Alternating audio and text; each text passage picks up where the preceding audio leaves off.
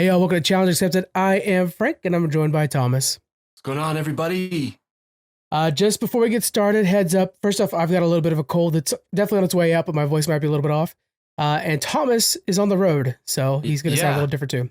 I'm in the Airbnb closet right now, just trying There you to. No, I should be, but no. Surrounded by family and all that. We're in Utah, so yeah. This may not sound like the best audio coming from me, but I couldn't not talk about the finale of Loki. Like, Absolutely. come on, it's been amazing. The other thing I want to mention is, I appreciate so much that you guys have been sticking with us, listening and stuff like that when we're not able to do new movies. But we got fantastic news this week. SAG-AFTRA has made a deal, a 3-year deal. The strike is over. So we are going to be reviewing the Marvels tomorrow, if possible. We'll try. Yeah.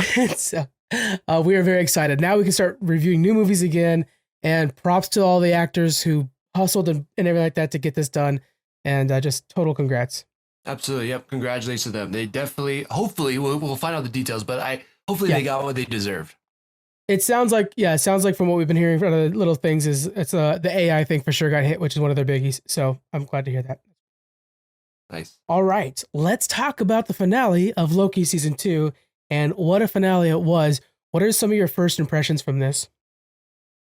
The title, and we've heard it throughout the series, like whether it was season 1 or season 2, but glorious purpose. Like, wow, does it end with that? I would say, to me, kind of sad in some ways, glorious purpose, but glorious purpose nonetheless. What about you? I think I love it because it like makes Loki more a god now than ever. A lot of what's problem with like Marvel gods and DC gods for that matter too are they're just higher end playthings. Like they are just higher than superheroes, but they still are just playing around.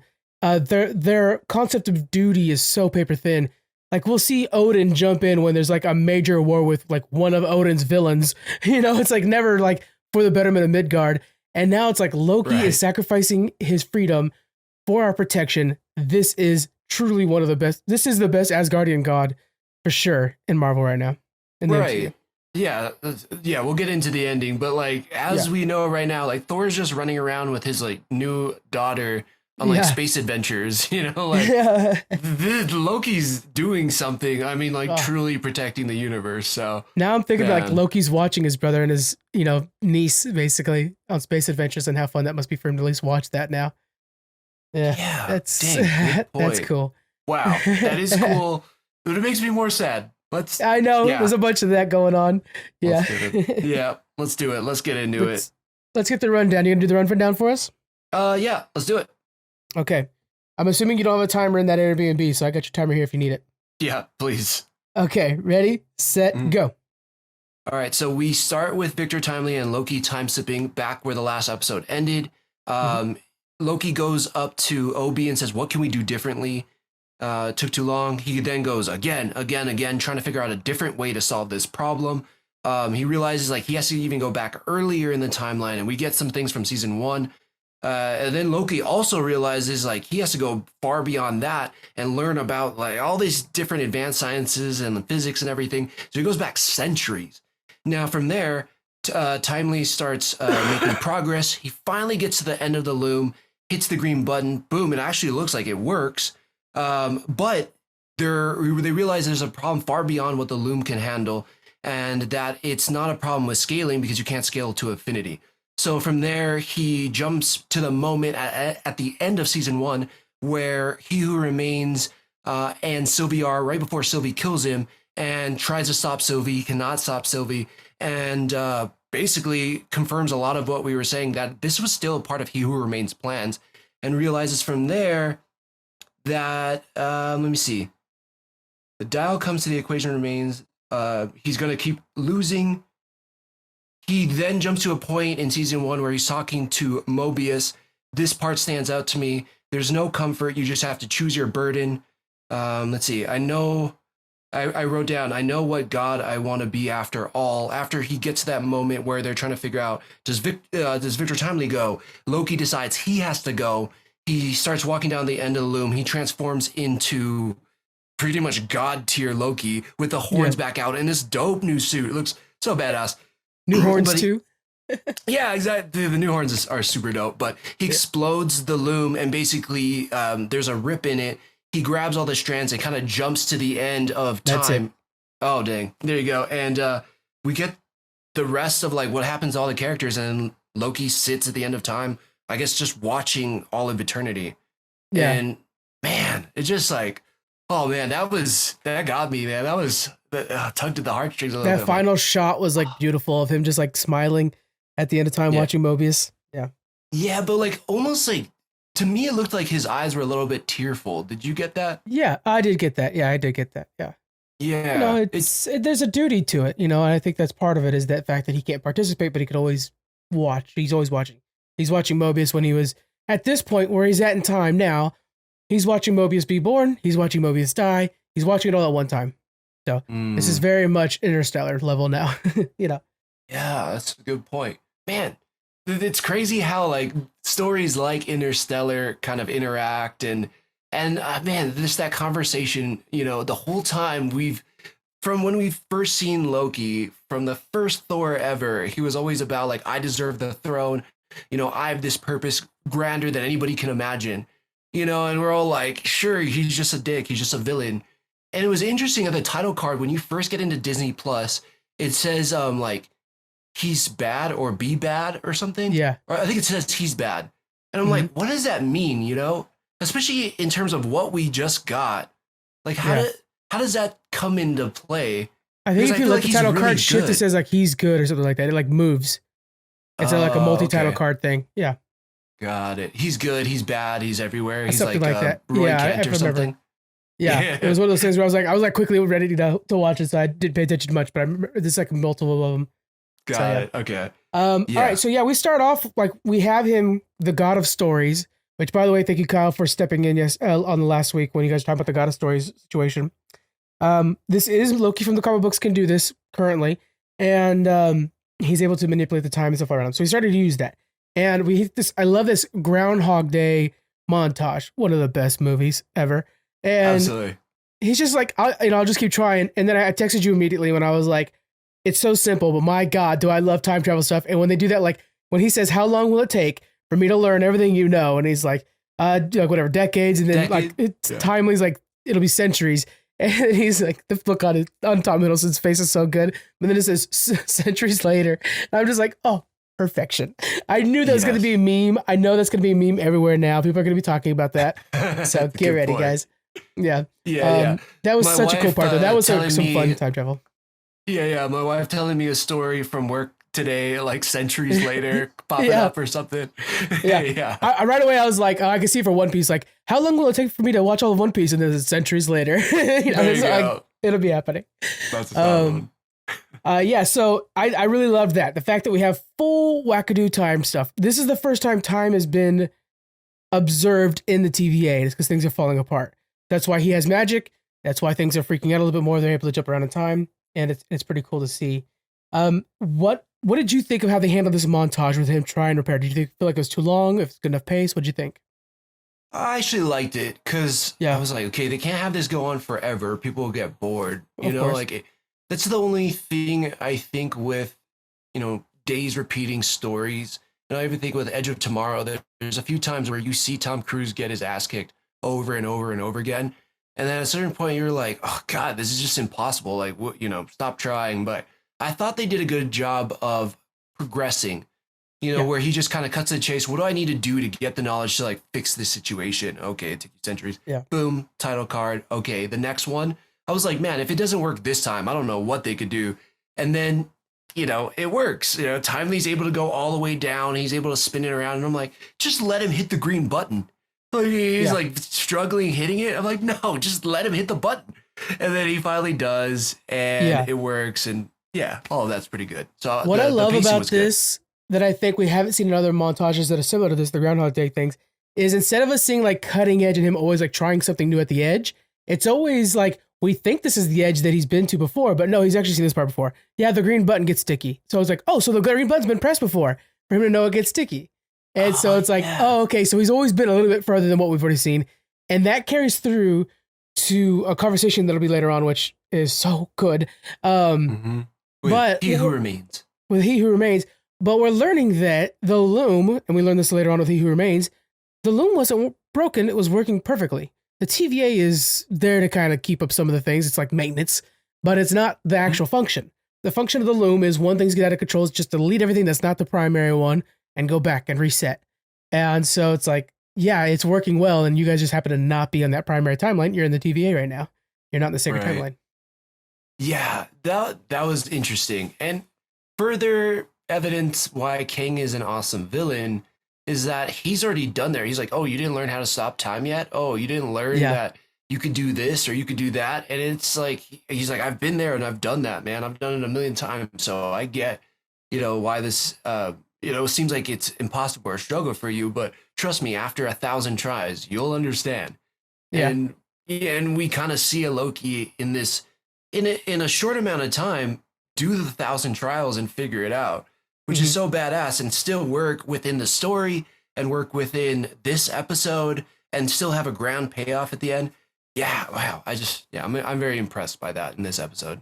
When he's sitting there fighting Sylvie multiple times, and I think as a casual viewer, you're like, just stab Sylvie. The stakes are too high. You have to just kill her. Yes. Oh, man. Yeah. I was just like, I loved it because it felt like a Sophie's Choice. You're like, what does he do? Like, he can't kill her. He loves her. But at the same time, it's like, she's obviously the only thing stopping him from making all of this work or getting to the next step. I like that he didn't have to kill her, though, in order for it to progress. Even more than that, what I like is that they multiple times, like with before, when you're like, oh, wait, he already pressed the green button, is they're showing you everything, but you're presuming things that are not accurate. Like the fact that, Loki's been fighting her, trying to find a way to convince her. No, Loki's already pushed that way, pushed this way, done this, done that. And so later on when he's having the conversation with He Who Remains, and He Who Remains, who's coming off like Dr. Manhattan, is like, oh, I could pause time and do all this stuff like that. Loki then turns around and is like, you don't think I've already had this conversation with you before? And it's like, oh shit, Dr. Manhattan's dad. Like, it's like elevating on elevating. Right. And so I just love that. I mean, I could honestly, if they told me that Avengers Kang Dynasty was only going to be a conversation between Loki and He Who Remains for 2 hours, I'm totally buying my ticket today. I love when those two can have a conversation. It's so good. It's true. Yes. I would still buy my ticket, but I want to see someone fight a little bit. So Sylvie's fighting stuff in the background. Yeah, no doubt. It was just really, really smart writing, I think, all the way through. And this episode just kind of furthers that. Because I went back on this trip. I mean, I got to episode 3, I think, and I'm like, man, they just did such a good job of building off last season all the way through this episode as well. And then made it important to the finale of this show, thus kind of showing us, maybe you want to say an Aurora Boreas, or just showing us like everything still mattered for the grand story. That's the thing, is the whole TVA, Sacred Timeline and everything was going off of the Ouroboros. It's not that now. So that's when Loki was looking at the algorithm, basically, is what Kang was saying, or He Who Remains, or whomever. I love how he's making fun of Timely, by the way. The way he's stuttering as if he's making fun of Timely. Like, that's so godly. That's so cool. Right. Little messed up, too. Little messed up. Yeah, it is. Oh, yeah. But I mean, he's He Who Remains. He's already killed Timely. He's killed all of them. True. Yeah. How many timelings has he killed? So he looks back at the algorithm and he's like, I'll just change the algorithm then. Because this entire time, just like we always assume the loom is the correct answer, we assume the sacred timeline is the answer, is getting back to that ring that circles TVA. And then it hits Loki before it hits me, which is not that I'm smart. I don't want to convey that. But like nowadays, we always kind of, we always kind of think ahead of the TV show. We're just like, okay, time for you. But they messed us up on this one in a good way. But like, he's just like, I'll just change it to a whole new thing. And it makes more sense now, especially for Norse mythology, than ever before. So cool. Yeah, absolutely. And I love that this show has done such a good job of playing with the idea of like, what is a god? And we were joking before with Thor and everything. And we kind of saw Odin a little bit from the movies, but he never really felt like a god worthy of his title as much as Loki has in this last episode. He's never really truly saved anything except for their own people. Thor's maybe saved humans, but it's because, he had Jane Foster and he kind of fell in love with her and she kind of got him back to where he needed to be. But more so now, I feel like Loki saved so much more than Thor and Odin ever have as far as what we've seen. Yeah. So, like this is a god, like he's truly acting godly. And I think nothing reflects that more than the conversation between him and Mobius, Mhm. where it's like, glorious purpose. Like, you never feel good about your purpose. It's always a burden, like whenever whatever you're having to do what's right, there's a burden that comes up with that, and man, that conversation hit me so hard. And I think it does with Loki too in that moment, right? He starts crying and he gets up and he shakes Mobius's hand. But I think that really defines Loki's glorious purpose, like, man, it's just hard. We all want to be this immortal or want to be the god or be the man or whatever. But what comes with that is maybe eternity or sleepless nights or suffering that nobody will really understand. You got to do it by yourself alone. And damn, does this Loki end up paying that cost? And I think that's why for me, it's so bittersweet, this ending. Like it's perfect. It's amazing. Every character gets an awesome moment, but at the same time, it's like, oh, like, dude, would I want to trade places with him? Yeah. Hell no. No. Like it's brutal. Yeah, it really comes down to like, would you rather be in college again, or would you rather be, a dad with a job and responsibilities? It's you want to be back in college. True, but you love your kids. But, of course, exactly that. You don't want to give them up. Like you can't. You're like, I can't go back. Like now that I know these beings exist, like, and I'm responsible for them. But you're like, the days in college, those are pretty sick. Those are fun. So yeah, this is a common storyline, not this exact storyline, but the theme anyways, in a lot of Thor comics when he becomes King Thor. And we see, and he replaces Odin. It's happened a few times now. And it's always like, man, I miss the days when I could be a hero, but now I'm a god. Like he's always been a god by title, but the difference between a hero, which is what Thor is now in the MCU, he's a hero, he's doing great work, but he's not a god because he doesn't have the burden of sacrifice, of obligation that we see Loki has now to the Supreme. I don't think we've seen anybody else in the MCU have it so much as him. True. I love that. And one thing I want to go back to that Mobius conversation. I loved that conversation and the Sylvie one following it, because for Mobius, I think he just wanted to go back and talk to a friend. And so he's like, I know there's a room where me and him are alone and I could just talk to him about this. And it's like, he has the ability to stop time. He has the ability to go anywhere in time. And he didn't go and talk to Thor. He went and talked to Mobius. And I felt like that's cool. That shows like earned brotherhood. That was neat. Yeah, absolutely. I mean, truly somebody he could trust, right? I mean, yeah, we've already talked about like Thor thought he knew his brother, but he never really did. Like he was always that mischievous trickster till the end. You know, like even when Thanos kills him, Thor was like, "You sure? Like, come on, dude, get up." But this isn't the case. Like he had no tricks against Mobius because he had no magic. He had no power. So this is the person who really knows him to his core. And I just love that conversation so much. And their relationship has been amazing. How cool is it though? Like, he respects Mobius so much. I mean, he respects Thor as well, but he respects Mobius so much to go to him almost like, a brother or a dad or a best friend when you have a real difficult life decision to go to make, and you go talk to them. And I love that it's Loki, a god of Asgard, going to an immortal that sells sea-doos to ask for help. And it's just like, man, it does not matter your station. It matters who you are. And Mobius is worthy of so much more. And Owen Wilson, I mean, the casting in this whole thing's insane. Owen Wilson just hit it out of the park all the way through. He really did. I wanted something a little bit grander in the see-do moment a little bit. Like I really, but I feel like if you go back and listen to our old episodes, I was like, he probably is just a salesman. And I'm kind of sad I was right on that a little bit, because I kind of wanted him to be this guy who, I mean, I guess he does with his wife, but really we got to see him enjoy his time ripping it on the water, in wherever he was, Illinois or Iowa or whatever, Yeah. But at the same time, like it's very it's very sweet, I guess.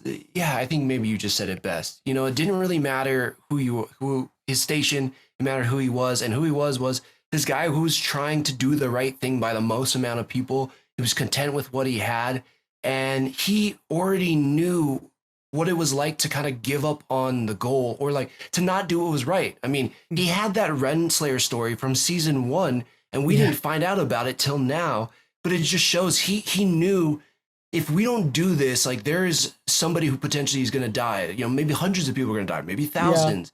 And he's like, it sucks, you know, like I saw her have to prune a kid, but that's what needed to be done. So all these other people didn't die. And it's like, damn, that's intense. That story is so important. I love that it's exactly the problem. You hear the story again. This is earliest version of Mobius that we know, so he's definitely like drinking the Kool-Aid moment, Mobius. And in his point of view, Renslayer was right. And at this point of the TVA, where we know are now kind of modern times, is no. The fact that the TVA blindlessly pruned people and were ruthless about it is the problem. That's very much he who remains. And now the fact that you stopped and thought about the decision, no, Mobius, you were right in that decision, but we're not talking to that version of Mobius. We're talking to the Mobius that's still like, oh, I should have been like Renslayer and ruthless. Like, no, trust me, buddy, give it 2 seasons and you'll be right. You know, you'll be on the right side of this. Yeah, exactly. I loved it. I mean, that's some time travel, timey-wimey, wibbly-wobbly writing that, you know, that you could only do in a time travel show and done well where it's impactful. You know, like, you see things that I feel like try to be as, I don't know, just really hit it home, the emotional weight. But this just, again, writing so well, acted so well, directed so well. He had that conversation with Sylvie as well. And that was, you know, we kind of got the vibes that he was like, can I please kill you? Is it okay if we kill you? And she mentions, you know, she says the word replace. She says the word replace, and the sentence I don't think matters. The fact it was replaced very much. You saw the look on his face change dramatically. So it's like, I think he realized like I could replace him. And it was like, okay, he knew what his new purpose was going to have to be. Oh, that's a good point. I know. That moment was good too, because she's like, I'm not going to give you permission to kill me. Yeah. And that's, you know, in that moment that he's like, God, I'm trying to find a way out of not killing you. And I'm just kind of hoping you give me permission to kill you. It's like a bad relationship. You guys know you're both not good for each other. But the person's like, I'm not going to say you can break up with me. Like, you just have to grow some balls to do it. Yeah. And it's like, you know, oh God, you're like, this sucks, you know? It's totally in between a rock and a hard place. But I guess that there's another part in that conversation that kind of triggers that light bulb for him. And he's like, oh, you know, the replace. I didn't even catch that, to be honest. Yeah. And I like how he goes to the earliest Mobius he knows, and he goes to the latest Sylvie that exists, because he's been fighting Sylvie this whole time. You think he could talk to that Sylvie? No, he needs to know the one that's a little bit more advanced for this conversation. So he has to go to the last moment she exists, when she knows everything. And that's storyteller. That's God of Stories, Loki right there. That's so freaking cool. Yeah, it is. It's just a next level power that he's got, but that's the power of story, and also like, what angle do I want to write this next chapter from? Do I want to write it on behalf of this person, or do I want to do it because of this, or because of what they said, you know, and they could have pulled from season 1, but it's a combination of all these things based on what this Loki has learned. And he's like, the best story I can write now is to basically sacrifice myself instead of Timely and make all of this stuff work and happen. And I don't know. It just, oh God, it's just so good. So good. He goes, that's what it boils down to. He's got to go out there and do it himself. I don't think, okay, so the term sacrifice, because Timely was simply just dying. He was really pretty pitiful, but he goes out there, he gathers the strands. Again, he like takes on his godly form, and it's almost like, you know, the gold horns that we see in the comic books and we see in the early movies were almost like ornate examples of what his true form could be. Like, while you're walking around here, this is what you wear. But like, when you're actually activating your mode, like, you could imagine Thor, when needed, could almost make Mjolnir show up in his hand magically, you know? And it was cool because it's like made out of stone and almost just somehow more impressive than the gold ones. It was a really cool suit. Such a good call out. I love that idea. And you're right. Because it felt like it was more of this dark magic, not what Midgard is. Midgard? Where was Thor and Odin and all that? Asgard? Thank you. In Asgard, it was all shiny. It was gold and silver and ornate, like you were saying. But this is like him, like, it truly just kind of unleashed and out. Yeah. He's like, this is who I would be if, you know, there was no barriers, there was no I had to present myself a certain way, and yeah, it feels more like dark magic. Yeah, it's almost a little Jotunheim actually, which that's yeah, exactly, or like what Freya might have told him exactly. to do. Yeah. Which is, oh man, I love that. It felt like, wow, he looks so cool. So That suit looked badass. he walks up, destroys the loom because knowing that really what the loom is going to do is destroy the TVA. They're trying to protect the loom. I love that. The whole time they're trying to save the loom so they can protect the TVA. He's like, nope. Literally what it's doing is destroying the TVA on purpose. And so he destroys the loom instead. And we see time shatter, all the strands are in everywhere, which direction, and lifeless, right? Like they're all dark. There's nothing there. Yeah, I love how they're spaghettifying too. Yeah, but they're also kind of like he's like looking at him. But then he touches them, and again, the god of stories, he puts the magic through it, and he starts time again in it, and all of a sudden it's like life exists in that time again. And I perceived that what he was doing, because he kept attaching him to his back as he's walking, is he's making himself the result of everything. So he's the he who remains, so that they have a direction. Because it's like they didn't have a direction; they were going in whatever direction. So when he put them to his back, it's like they will eventually lead to me, as all of them do. And then was like walking, kind of collecting them and kind of wrangling them as I'm the Nexus character. I assume where he's at is he's going to eventually become the Crossroads character that we see in the comics. God, that's so good, dude. I didn't think about it at all. That metaphor kind of went right over my head, but at the same time, I completely agree with you. He's like, if he's the end all be all, no matter what, the stories will continue. People's lives will continue. Yeah. They'll be able to be born and raised and grow and then eventually die. But at the same time, it's not going to lead to someone worse off than him. He truly is putting the universe and others before himself. This is the most selfless Loki we've ever got. And yeah. That's God, not an adjective you give to Loki ever before. It is a selfless Loki. Yeah. Yeah. Yeah. Exactly. Man, that's so good. And the visual of all of it, and seeing his green magic flow through it, and the way it kind of attaches to his cape and everything, it just looked phenomenal. When he approaches the throne, dude, and also you see the gold come up and is like, that's an Asgardian that's going to sit on that damn throne, not no freaking human named Timely. Exactly. Yeah, but it's a mixture. I think that's it. We talked about how his horns and his new suit was maybe something else, the Jotunheim or the dark magic, but he still has that Asgardian, I was born to rule and I have responsibility too. And God, it just felt like it was this perfect combination of where this Loki needed to go. And if it still works with the Loki we got in Infinity War and Ragnarok, because he saw that didn't work, but it still works with the Thor we got in Thor 1 or the Loki we got in Thor 1. Like it still works there too. Phenomenal. It works, dude. Loki always loses. What happened to this Loki? He just lost. He's stuck. And it's like, if Loki always loses, then what do? You make sure your loss counts.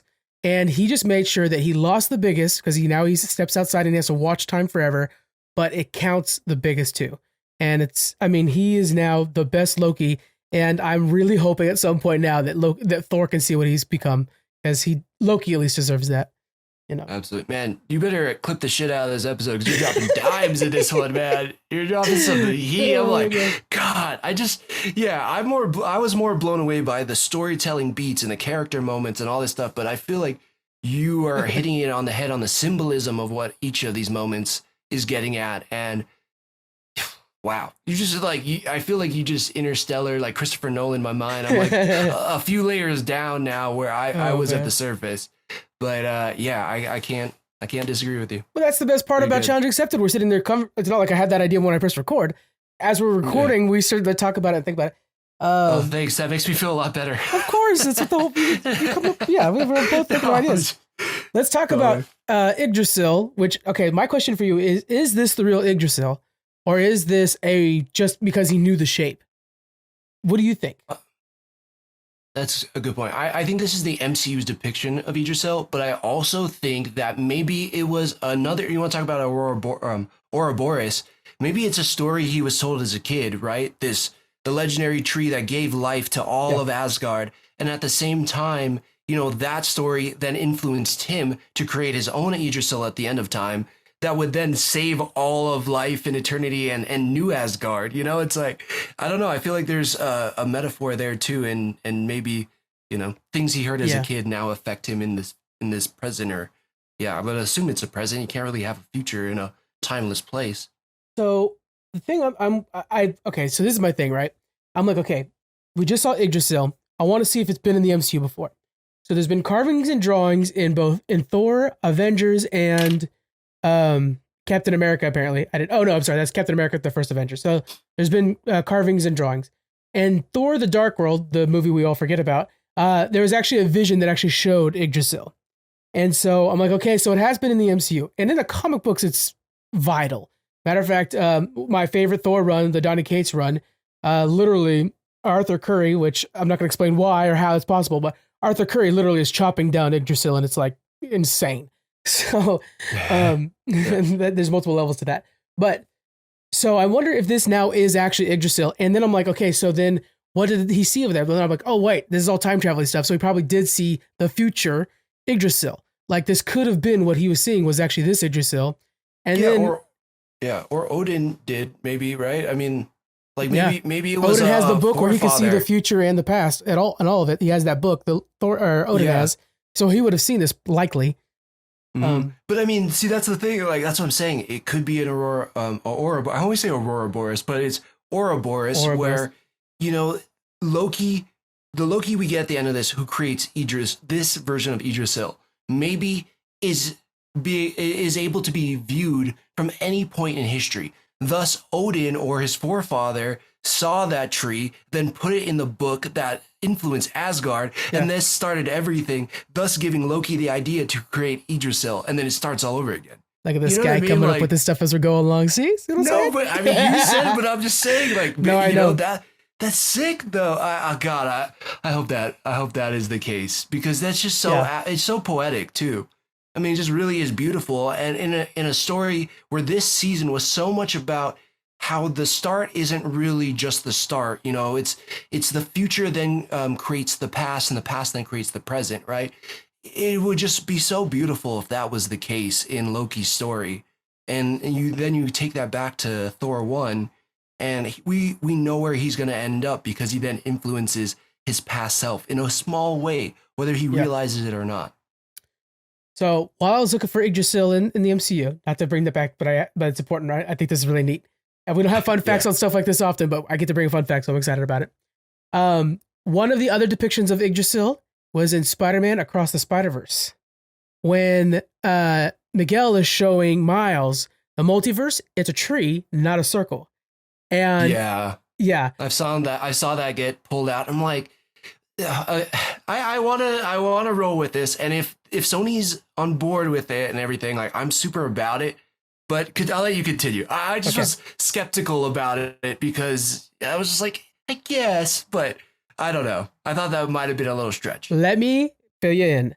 So the producer, Phil Lord, said on the DVD commentary or Blu-ray commentary, whatever it is now, and here we're looking at a familiar tree of how people perceive the multiverse in line in other Marvel properties. And now we get to see how it really is. And then he goes on to say, basically what's going on is, you know how Loki was delayed? It was supposed to be this way. So Across the Spider-Verse was supposed to come out after Loki season 2. So this is actually Loki's tree. Damn. Okay. Well, if it's coming from the man, then I should shut up. But okay. Oh, it's Phil Lord that's saying that's like in other, like you could tell like the way that they kind of wrote it is like he paused and was like in other Marvel projects, like, oops, can't say Loki season 2. So yeah. Yeah. God, jeez, that's insane.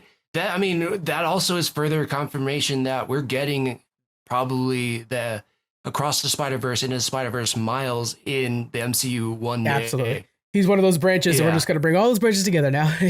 Yeah. Oh, man, that's sick. Okay, that's pretty cool. I thought, to me, like, the one thing about Miles too, this is the way I thought about it before I knew this information, was, like when he uses his venom shock and everything, all of his nervous system lights up. And to me, I was like, maybe it's like more of a nervous system kind of thing. But now that he said it, confirmed. That's crazy. Yeah. I love that it's on the commentary. That's so good. Yggdrasil, guys, I would look it up in the comic books, because especially like I said, I liked Thor a lot growing up in the 90s. Like it was X-Men, Thor. I read a lot of it. And Yggdrasil's always been very interesting. If you don't want to read comic books for some reason, God of War. You literally travel on this tree all the time to get from world to world. So it's also in God of War. Mm. And the idea is that the roots are in the past and time travels up through and then blossoms out depending on the decisions that are made. So like time is literally being pulled from the pools of the past and then into the future, which is the tree line up on top. Damn, that's perfect. I pulled up the definition of Idrisil before we got on study.com, but I think you nailed it. I'm busting it off of the Marvel wiki, so I'm going off of a little bit of a Marvel bend. Okay. But they do mention it through the lore. Right. Okay. From Norse mythology, it says it is the Norse tree of life encompassing all 9 worlds that are a part of the ancient Norse view of the cosmos. It is an ash tree in which all of the worlds, including the world of humans and the world of the gods, nestle among the branches and roots. While spelling Idrisil can seem a little daunting for English speakers, the pronunciation isn't actually very challenging, which that doesn't matter. So anyways, there you go. One of the things I've been reading on, because there's this guy that brought up the Loki, the Spider-Verse thing. So I was reading his article that he just put together. He did that and fast. He was saying he did. I think he might have got one of the. Now there's a couple people who got early copies. Got it. Let's okay. See. Yeah, because he released this on November. Oh yeah, he released it today. Oh, he was fast. Anyway, so he was saying that they could eventually make it to where the like there's 9 realms. The idea. Like maybe the Fox verse is over here somewhere. But I think the Fox verse is just one of those lines. I wouldn't say it's actually like an entire big section of this tree or something like that. I think we're going to find out it's just one of the many, because that way they could bring in 100 million whatever Iron Mans or whatever. I think that's more likely for Marvel. Yeah. I don't even remember. Like, I think we've only been to like 5 realms in all of the MCU movies. So we still haven't been to like a few of them. And I don't know how the realms differ still than multiverse. Like for example, is there an Asgard in a different timeline? You know what I mean? Like I guess I'm still confused about that. Nexus, so I don't think so. I mean, but Nexus doesn't really matter in the MCU anymore either. And we also have to deal with the fact that there's multiple dimensions because Doctor Strange, like we said, there's a paint world. Right. So like from what I understand too, so Asgard was a different realm, but so was the place to go in Shang-Chi. I'm forgetting the name right now. Yeah, but that was a different realm. Really yeah, exactly. But then we also know of like a different realm from the comics too with Iron Fist and Kunlun. Like Kunlun was supposed to be a different realm. So I'm not sure how this all divvies up in a sense, but it seems like from Loki's perspective, it purely is timelines. It's not necessarily like multiverses, you know, like and I still think that Doctor Strange could have done isn't going to be a different job. Universe then, right? Is that what you're saying? Because I think that's important for the listeners. Yeah, I think it's going to be, I don't know. I think it has to do with different timelines, but I don't understand still the difference between a timeline and a different universe, I guess. Yeah. But you know what I mean? Like, I think they can explain it that, hey, this different timeline, it went down this path. And instead of us getting the Avengers, we got mutants. You know, but I don't know if that qualifies as a different universe or if that qualifies as just a different timeline.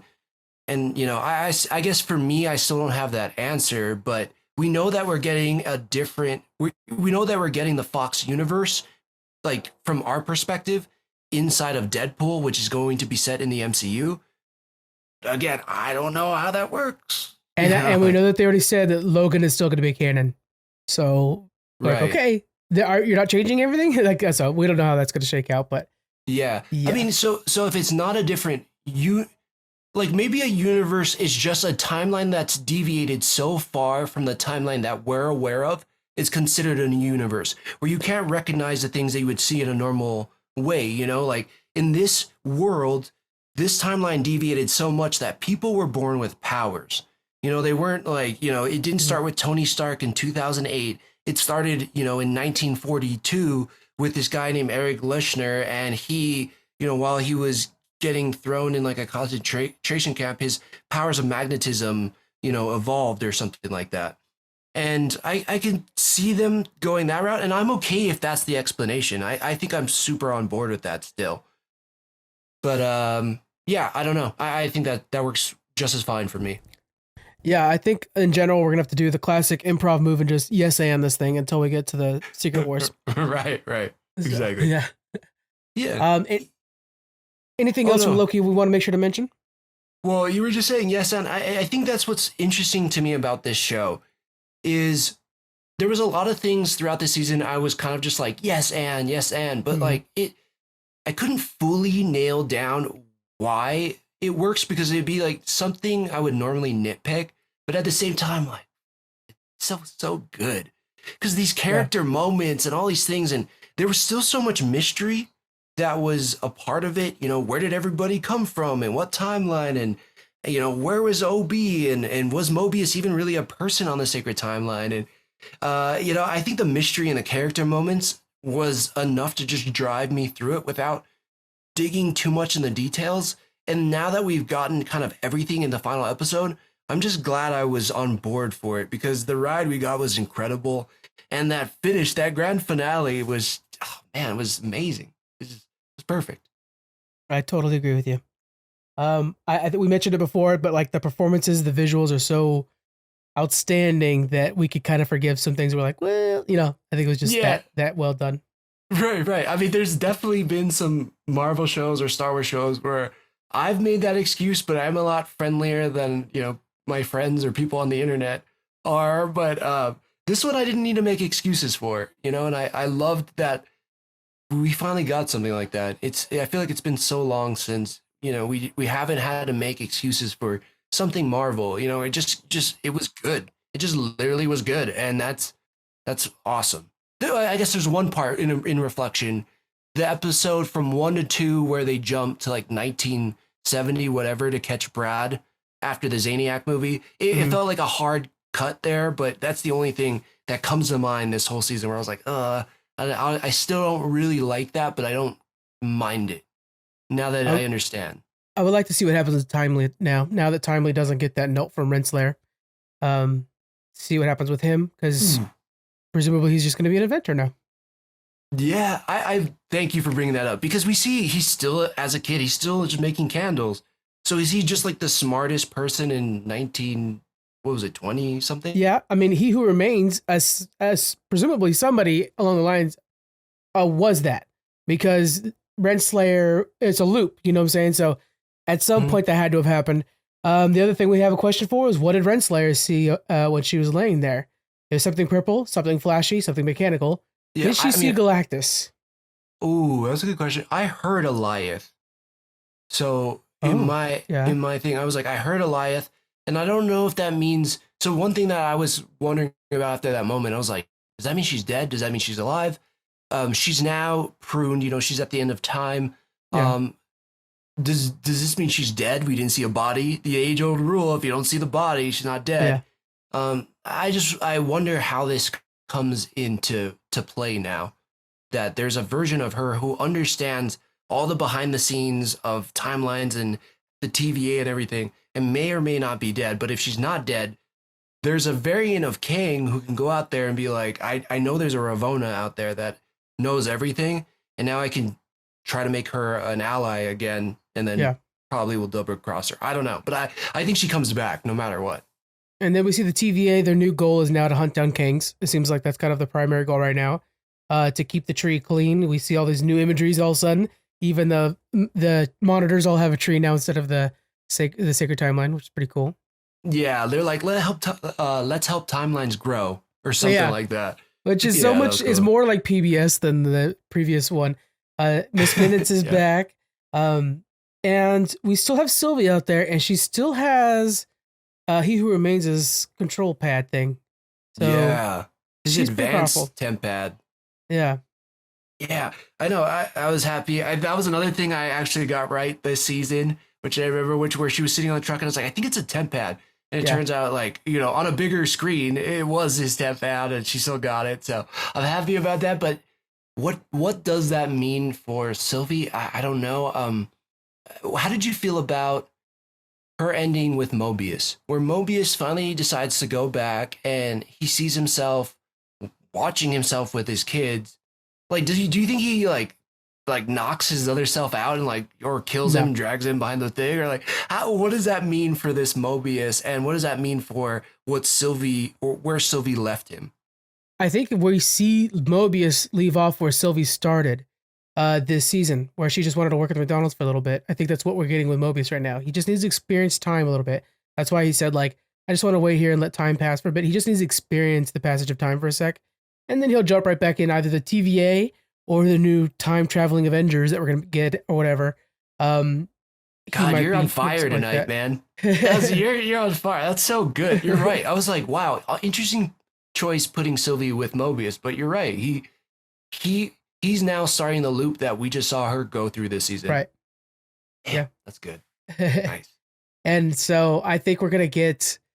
We know that. Well, we don't want to go into rumors. I don't want to go into rumor field, but yeah, there's a lot of stuff saying that we're gonna get like multiple teams coming up pretty soon, and I think we could definitely see one with like OB as the Q, and maybe they'll be part of TVA or whatever. But yeah, it's gonna be exciting to see. I want to see this more of that boardroom. Remember how the boardroom at first had or the war room had the 2 generals. One of them we hated. Oh, and one of them that was asleep. So it was 3 generals. And now when they go when B-15 gets in there, it's active, it's lively. People are sharing ideas, and we see the table. I almost imagined it was like branches created and going of like just the table had these lights going flickering on and off, and everybody. It's like, man, this whole new environment feels so much more alive. And so the TVA is an exciting place now. I hope we don't just forget it. I hope it becomes its own thing, and I'm excited to learn more. Yeah. Would you be interested in a show that was like Agents of the TVA? Where I 100% would be, and I want it to be almost more grounded, and I think it could easily be that, where it could be every week we enter a new period piece show, and we have like 5 kind of agents that we know well that have to kind of blend in and be in a Renaissance day. And it's such a 90s concept. Like we've seen this kind of show in the 90s or something like that. Yeah. And I mean, we use the example of like Star Trek, but like this would be just like a Star Trek episode, but like every week. Yeah. Kind of, And then like one week they're having to try to like, oh, the Hindenburg didn't blow up. Like, oh man, we have to make sure the Hindenburg blows up. Or like, like sometimes you have hard decisions like that you have to make. Or like, we see like, I want to write this now. The episode starts off with like watching something happen that we're like, oh wait, we know that goes the other way. Then it goes, jumps to the TVA and like, oh, we found a Kang variant that's sitting over there trying to, I don't know, make the Golden Gate Bridge green. Let's go solve that. That'd be fun. Right. And then they're just, oh God, that'd be so good. And it's just a conversation of like trying to convince the guy who designs the Golden Gate Bridge for it to be a different color or whatever. What a classic sci-fi show that could make. And when with Marvel, how they're changing things, we know behind the scenes, that is totally in the wheelhouse now. That's exactly the kind of show they need right now. And so that they're wanting. That's perfect. Yeah. And all you would need is like, Hunter B-15 to come in like the beginning episode and then finale. Yeah. And then just references to her or the references to Mobius, or maybe like Obi pops in for like one episode. They have to go down to like very RNA. Special episode. Yeah. Yeah, exactly. Like we need a certain piece of device to work or whatever. And they go down and see Obi. God, oh man, I want that so much too. That'd be great. Yeah. Any more thoughts on Loki? Because I think that's everything I've got on it. I'm pretty sure. Yeah. I think you just said cast, and God, the inclusion of OB or K-Kwan this season was phenomenal. I'm glad they gave Hunter B-15 more to do. Mm-hmm. I like that they gave her a tie to his friend from the comics. It was something Willis. I know it was like Dr. Willis, but I'm forgetting like the comic name now. But I hope there's an opportunity for them to show us more of their relationships that we got from the comics. I think that would be cool. Yeah. And maybe she has the power to see through lies or something like that. That'd be really freaking awesome. But I want to see other characters have to stop through the TVA at some point. Like characters we have in the MCU now that have to go there for whatever reason. That would be pretty awesome. I don't know if it's like Miss Marvel or Sam Wilson or something like that. Would be super sweet. That would be so cool. I do want to give a shout out. I don't remember the name, by the way. Comic Circus. Nope. Let me double check. Cosmic Circus is the article I was quoting earlier. But there was somebody on TikTok that was bringing up the idea that like they purposely said that she was in 2012, and so if she was in 2012, that's when Loki was attacking New York. So she would have recognized Loki, and all of a sudden he's hopping into her off like her. She would be like, "Oh no, he's attacking here now!" Like she would have recognized Loki probably. That would have been fun thing for them to add. Right? Yeah, it was such an interesting. Like they specifically picked New York City in 2012. Yeah, so in the prime timeline, like it's definitely she just went through that attack. Yeah, that I don't know. There has to be a reason for that, and I'm so Yeah, curious. Once if they do the behind the scenes, you know how they do like the making of. I love those. Uh, yeah, they're so good, but I hope they kind of reference that because there has to be a bigger reason why they would pick that specific time. Because Yeah. our thoughts instantly go to the attack in New York and the Mhm. Chitauri and Loki. They're bringing the alien force in, so there has to be a reason that they said it there. I don't know what it It could is, be a but couple weeks beforehand or something like that. Maybe it's all yeah, like it's in the same year, but it's before the attack. But I think it would have been fun for them to be like Loki again, and she like gets angry and she starts throwing a bedpan at him. Like that would be a yeah, blast. Oh, definitely, man. yeah. That if they get a season three, that seems like a season three thing that they're gonna have to answer. Yeah, Because it's yeah, just too, yeah, it's too coincidental. It's weird. yeah, yeah. Maybe she's like, oh, I want to see him in the hospital. It's like, well, technically it blew up. Yeah, A big space worm went through it. Oh man. Um, yeah, great season. I think Loki is a high points in Marvel, and even with all the changes coming up in Marvel, which I think are all pretty positive, I have a feeling Loki's TVA and stuff like that is here to stay. It works too well, and all the responses online have been overwhelming. Even Squeaks, who was a naysayer in the beginning, he's doubling down and he's watching it right now, and it's been good talking to him as he's re-experiencing Loki for the first time. yeah, we got him. We talked Yeah, it up enough at BlizzCon, and yeah, I we got did. him. Oh, that's great. Oh, Yeah, man. shout out to the writers and the directors. Fun fact, also the two guys that escape with Casey in the Yeah. last episode, they were the directors. I think for most of the season, if not all the episodes. And they're phenomenal, man. I didn't know how they were gonna do it after Kate Herron left, and when they're like, "Oh, Kate Herron's not coming back," I'm like, "How is this gonna work?" But it still worked phenomenally well. So, point proven with all the SAG after stuff with the WGA, the writing phenomenal, acting phenomenal, and then you add the directors into it too. But yeah, all these people deserve all the flowers they get because this was an incredible show, start to finish. If you guys want a good movie to watch, it's from the 70s.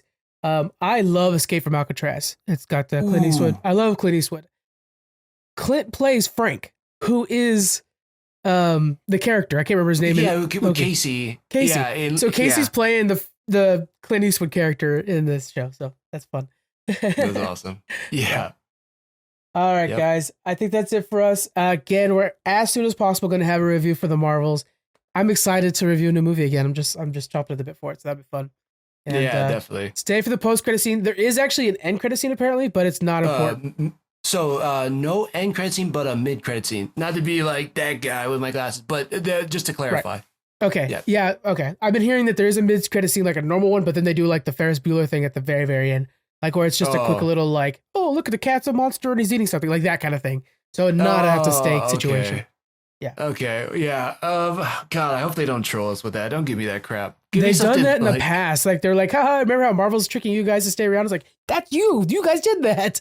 Don't yeah, blame exactly. us. Yeah. Yeah. Multiverse of Madness again. They had Yeah. Pizza Papa. Like I like Bruce Campbell as much as the next person, but like that should have been the mid credit. End credit should have Yeah. been Charlize Theron and Third We've Eye all in got the. stuff to do. Yeah. Yeah, I know. Don't mess around with me like that. Don't tug on my heartstrings. Yeah. Yeah. Ooh, were you concerned that this didn't get an end post credit scene? I Loki. did check. I always check on all of them really, but Oh yeah. I thought we would get something, and I'm glad it didn't because it probably would have been something Jonathan Majors related. We don't need to tie that up anymore than we already have. Yeah. I think I'm okay with that. Yeah. I Yep, think with a so couple true. line changes, we could have just deleted Jonathan Majors. I'm just saying, but I still think that Marvel's backing this idea. His performances, we have to be honest here. It's so damn good. It's Yeah. unreal. Unreal. Oh, Yeah, his performances were phenomenal. I still don't think like I saw one of the big rumors going into the end of the show was like Marvel's effed. And I'm like, I don't think Marvel's effed still. dude, it's the Like that's. I promise you guys at Geek Freaks Network, and I know Joystick's got the same vibe. We're not gonna say stupid stuff just to get you to click on things, man. right. Yeah. You know, obviously we're a little Also, bit more positive than most, but we're also not gonna be like, because man, I saw that too, and it was so frustrating when it's like, you guys are just doing that, and sure enough, it was confirmed, just doing that so people click on your videos and get angry mhm, with you for no reason. That doesn't yeah. help anybody. No, Dumb. no. That's why. Yep. We're in a better place today than we were yesterday, I would say, for the MCU, and it's looking Yeah. bright. I Yep. agree. All right, guys, let us know what you guys thought about this episode. Hit us up on TikTok, Threads, Instagram, and Twitter. And we'll see you on the next one. Bye. Aloha.